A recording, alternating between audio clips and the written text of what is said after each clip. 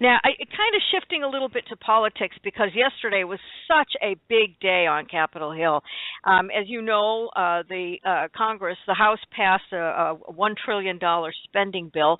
I was absolutely convinced that it was not going to go through, that they didn't have the votes for it, and that they were going to do, in my estimation, what would have been the wiser option, which would have been to pass a continuing resolution, which would have funded the government through the beginning of next year when the new Congress came in, got their committee assignments, got their committee chairs, and got settled in, and then could dig in maybe after the first quarter of the year and start deconstructing the budget and deconstructing Obama's policies. But that didn't happen.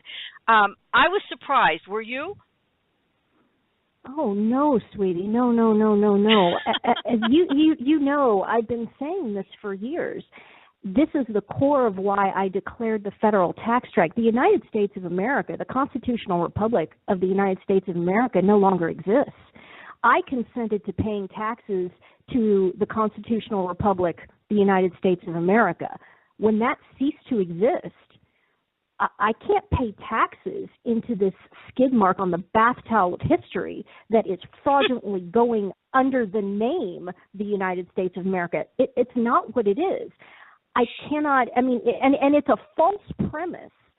It is arguing and discussing and operating from a false premise. If you acknowledge the regime in Washington, D.C. as legitimate, as constitutional, as a legitimate entity under the rule of law, it is not.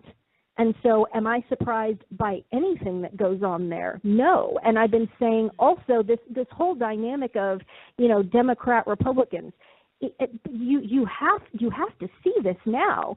You just allegedly had a magnificent victory, picked up all of these seats, and the utter and complete capitulation to the agenda of the Washington, D.C. regime took hours before they started saying, the Republicans that is, that they would be fully capitulating to all of it, to the dissolving of the southern border, to the amnesty, to Obamacare. Impeachment is completely off the table. I mean, just every few hours it seemed like there was yet another reiteration of the fact that they were capitulating completely to the Washington, D.C. regime. The Congress is irrelevant. It's no longer a legislature, an executive, and a judiciary with checks and balances in between, with the three branches being co-equal. That's over. The United States doesn't exist anymore. It's not America, okay?